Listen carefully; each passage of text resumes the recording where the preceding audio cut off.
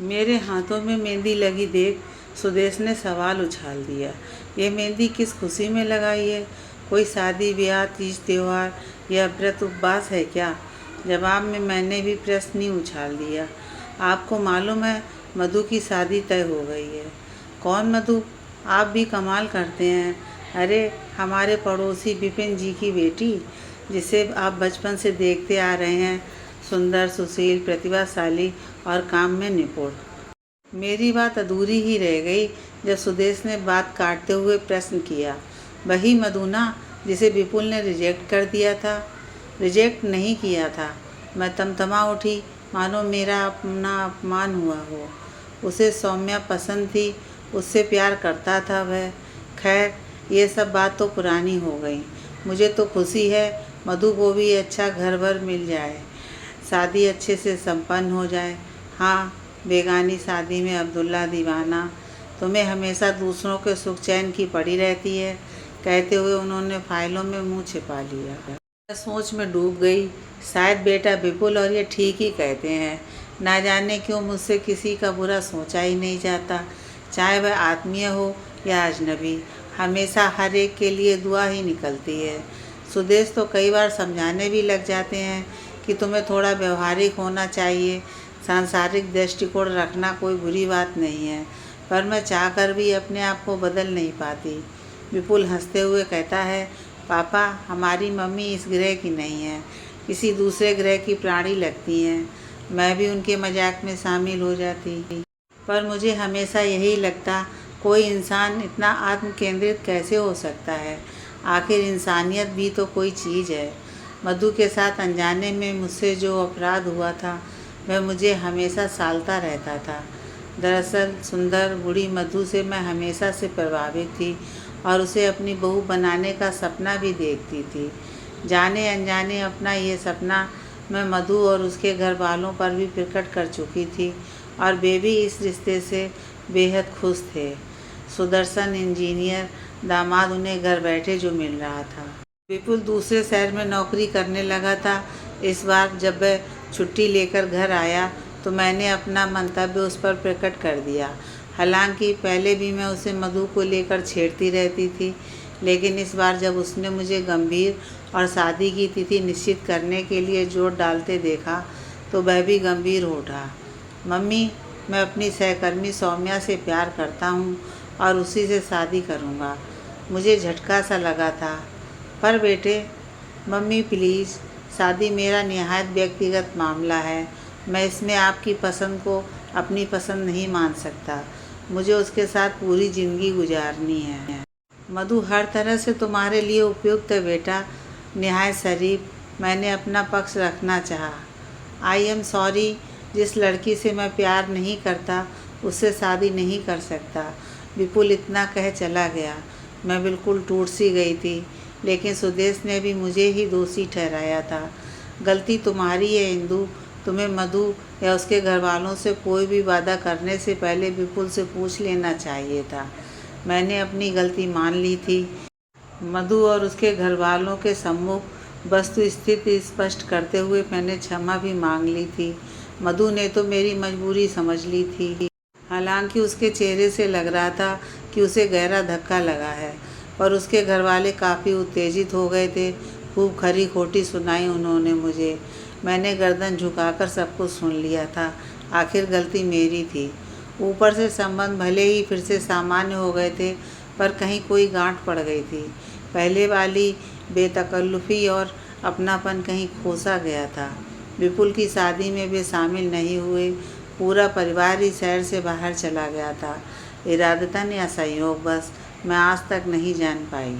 स्वभाववश मैंने हमेशा की तरह यही कामना की थी कि मधु को भी जल्दी ही अच्छा घर भर मिल जाए। और एक दिन मधु की माँ खुशी खुशी शादी का कार्ड पकड़ा गई थी।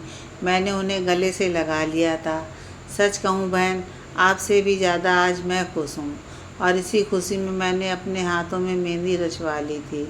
बेगानी शादी में अब्दुल्ला दीवाना जैसा पति का व्यंग भी मेरी खुशी को कम नहीं कर सका था। बहुत उत्साह से मैंने शादी की सभी रस्मों में भाग लिया और फिर भारी मन से बेटी की तरह मधु को विदा किया। मधु की शादी के बाद विपुल और सौम्या घर आए तो मैं मधु की विदाई का गम भूल उनके सत्कार में लग गई। सौम्या भी बहुत अच्छी लड़की थी, मुझे उस पर भी बेटी सा स्नेह उमड़ आता था। बाप बेटे हमेशा की तरह मुझ पर हंसते थे। मम्मी को सब में अच्छाइयाँ ही नज़र आती हैं, परायों से भी रिश्ता जोड़ लेती हैं। फिर तुम तो उनकी इकलौती बहू हो, तुम पर तो जितना प्यार उमड़े कम है। सच, उनके साथ पूरा सप्ताह कैसे गुजर गया पता ही नहीं चला। उनके जाने के बाद एक दिन बाजार में मुझे मधु मिल गई। उसे देखते ही मेरा चेहरा एकदम खिल उठा, लेकिन गौर से उसे देखा तो जी धक से रह गया। सूनी मांग, सूनी कलाइयाँ, सूना माथा और भावना शून्य चेहरा। मुझे चक्कर सा आने लगा। पास के खंभे को पकड़ अपने को संभाला। कब आई मधु तुम? और ये क्या? वह फपक उठी। देर तक फूट फूट कर रोती रही। सब खत्म हो गया आंटी, एक दुर्घटना में वे चल बसे। ससुराल वालों ने अशुभ कहकर दुर्व्यवहार आरंभ कर दिया। मैं यहाँ आ गई, 2-4 दिन तो सबने हाथों हाथ लिया, पर अब भाभी भैया अवहेलना करने लगे हैं। आखिर हूँ तो मैं बोझी। माँ सब कुछ देखती समझती हैं पर कुछ नहीं कर पाती। जीवन बोझ लगने लगा है, मरने का मन करता है। पागल हो गई हो? ऐसा कभी सोचना भी मत। चलो मेरे साथ घर चलो। उसका मुंह धुलाकर मैं उसे चाय पिलाई। जब उसका मूड कुछ ठीक हो गया तो मैंने बात आगे बढ़ाई। तुम तो काफ़ी पढ़ी लिखी हो, पति की जगह नौकरी पर क्यों नहीं लग जाती? सोचा था, पता चला उस जगह देवर लगने का प्रयास कर रहे हैं। लेकिन पहला हक तुम्हारा है। यदि तुम आत्मसम्मान की ज़िंदगी जीना चाहती हो तो तुम्हें अपने हक के लिए लड़ना होगा। लेकिन मुझे तो कुछ भी नहीं मालूम कैसे क्या करना है। एक आइडिया है। विपुल उसी शहर में है, मैं उससे कहती हूँ, वह तुम्हारी मदद करेगा। विपुल पहले तो एकदम बितक गया। क्या माँ, आप हर किसी के फटे में टांग डालती रहती हो?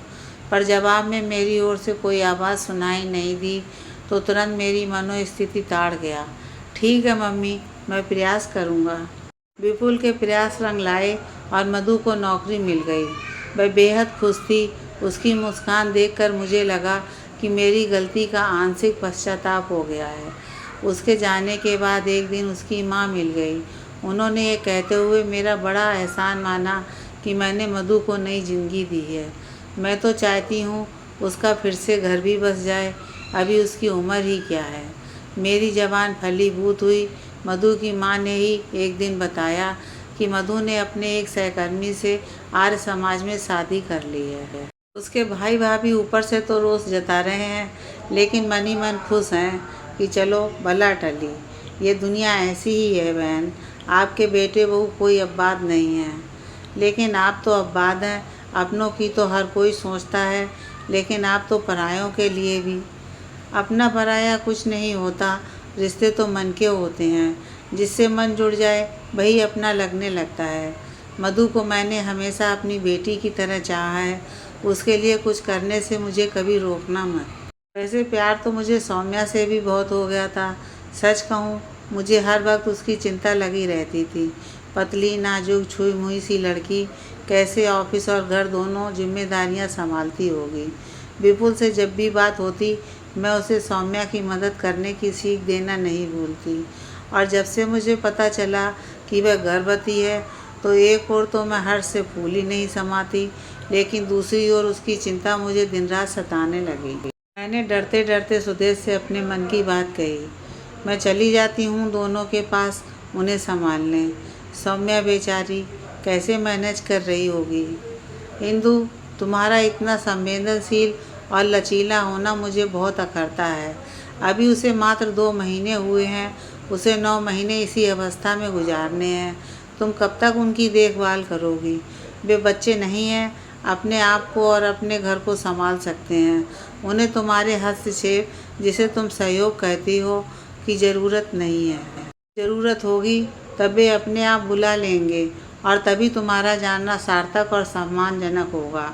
मैं कहना चाहती थी, भला अपनों के काम आने में क्या सम्मान और सार्थक देखना, पर जानती थी ऐसा कहना एक बार फिर मेरी व्यवहारिक नासमझी को ही दर्शाएगा। इसलिए चुप्पी लगा गई।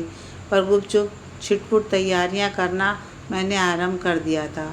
बहू के लिए खूब सारे सूखे मेवे खरीद लाई थी। कोई जाएगा तो साथ भिजवा दूंगी।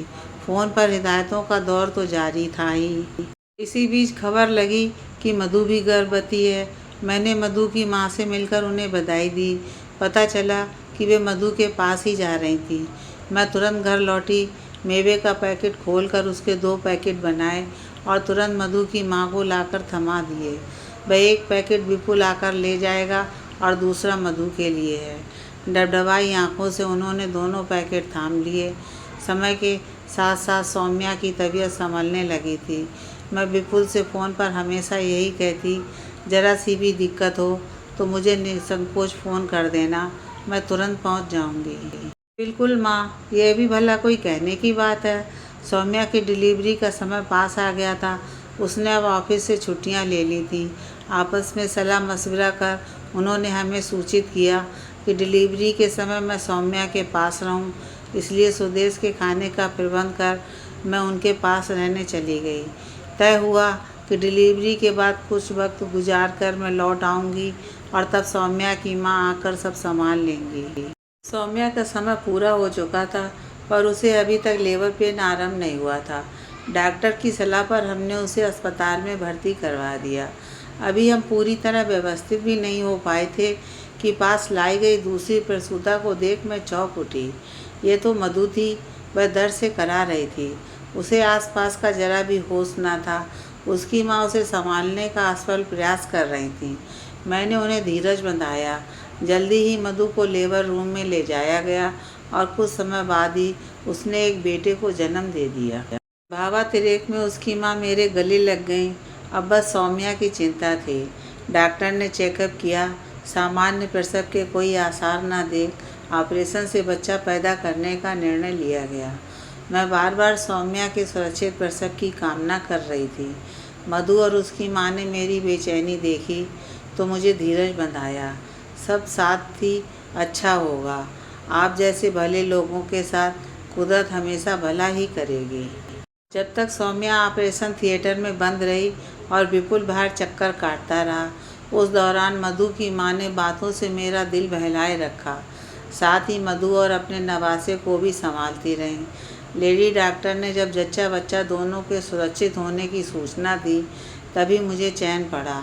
घर में पोती आई थी। मैं बहुत खुश थी, लेकिन यह जानकर मेरी चिंता बढ़ गई कि नवजात बच्ची बहुत कमज़ोर है।